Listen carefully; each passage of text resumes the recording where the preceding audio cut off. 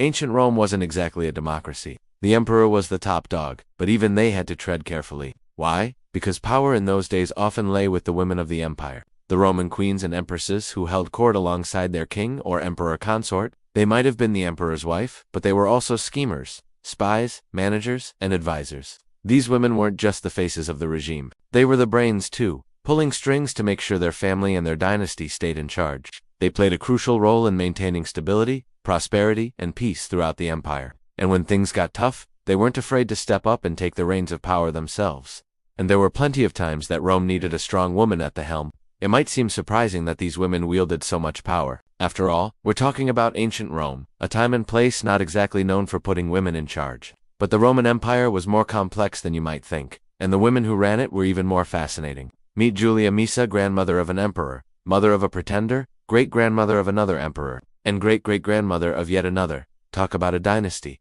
So how did she amass this impressive family tree? Well, thanks to her sharp intellect and ruthless determination, she managed to secure advantageous marriages for her daughters, granddaughters, and great-granddaughters, setting them up to rule alongside emperors or even take the throne themselves. For instance, she orchestrated the marriage between her daughter Julia Missa and the future Emperor Marcus Aurelius, forming a powerful alliance that gave her significant influence over the empire. Similarly, she played a key role in securing the marriage between her granddaughter Faustina the Younger and Antoninus Pius, which further cemented her family's position of power. But her influence didn't stop there. She was also a skilled manipulator, using her intelligence and charm to build alliances and control key figures in the empire. Her ability to read people and predict their moves allowed her to stay one step ahead of her rivals and maintain her grip on power. But it wasn't always smooth sailing. There were times when her schemes backfired and her enemies tried to take her down. For example, when her grandson Commodus came to power, he turned against his own father, Marcus Aurelius, and sidelined Julia Missa, even forbidding her from attending the Senate. However, she refused to give up. Instead, she used her cunning and influence to orchestrate a comeback, eventually regaining her position of power and influence. It just goes to show that she wasn't just a scheming old woman, but a force to be reckoned with. And while Julia Missa might have been one of the most powerful women in Roman history, she definitely wasn't the only one. Meet Livia Drusilla, the wife of Augustus, the first emperor of Rome. Now you might be thinking, the First Lady of Rome. How glamorous was that? Well, yes, it was that, but it was also a lot more than that. See, Livia wasn't just a pretty face. She was a shrewd politician who knew how to work the system to her advantage. She formed alliances with influential senators, kept tabs on the provinces, and made sure that her interests were protected. And don't think for a second that she was just doing this for herself. No, Livia was a true power player. She used her influence to advance the interests of her family and the empire as a whole. She helped shape Augustus's policies, advised him on important decisions, and even took charge when he was incapacitated. However, she wasn't above getting her hands dirty. She was willing to use underhanded tactics to get what she wanted, like spreading rumors, manipulating people, and even engaging in propaganda. For example, she famously used her influence to have Augustus's adopted son and heir, Tiberius, exiled, believing that he wasn't up to the task of ruling an empire. But Livia's influence didn't end at the palace walls. She was a patron of the arts and sciences, and she used her position to promote cultural and intellectual pursuits.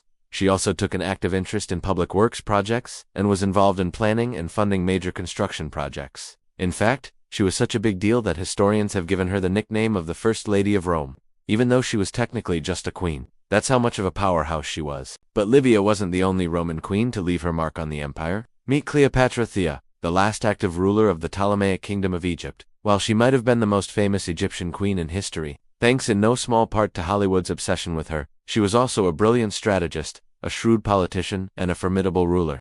Despite being born into a royal family, Cleopatra wasn't handed the throne on a silver platter. She had to fight for it. When her father died, she and her brother Ptolemy XIII came to power, but their reign was marked by infighting and power struggles. Eventually, Cleopatra was forced to flee to Rome and seek the support of Julius Caesar. With Caesar's help, she reclaimed the throne and solidified her power in Egypt. But Cleopatra wasn't just a pawn in Caesar's game. She was a player herself. She used her charm, intelligence, and sexual prowess to manipulate powerful Romans into doing her bidding. For example, she famously seduced Caesar and then Mark Antony, two of the most powerful men in Rome, using their love to secure her position of power. But Cleopatra wasn't just a scheming seductress. She was also a savvy businesswoman who knew how to make money. She exploited Egypt's vast wealth and natural resources to build up her own fortune and fund her lavish lifestyle. She was also a patron of the arts and sciences, and she used her wealth to support artists, scholars, and intellectuals. But Cleopatra's reign wasn't without its challenges. She faced opposition from within her own family, as well as from powerful external forces, including the Roman Senate.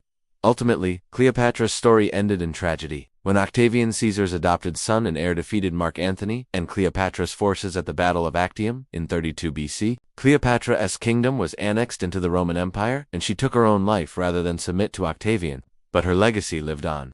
Cleopatra became a symbol of female empowerment, a reminder that women could be just as ambitious, intelligent, and ruthless as men. From Julia Misa to Livia Drusilla to Cleopatra Thea, these women proved that they didn't need to be in charge to run the empire. They were smart, savvy, and strong-willed, and they weren't afraid to use their power to get what they wanted. And while they might have lived in a time when women weren't supposed to be in charge, they showed the world that they didn't need a man to tell them how to be powerful. They were powerful all on their own. So what do you think? Were you surprised by the power these women wielded? Do you know of any other Roman queens or empresses whose stories should be shared? Let us know in the comments below. And don't forget to like, subscribe, and share if you enjoyed this video and want to see more like it. Thanks for watching.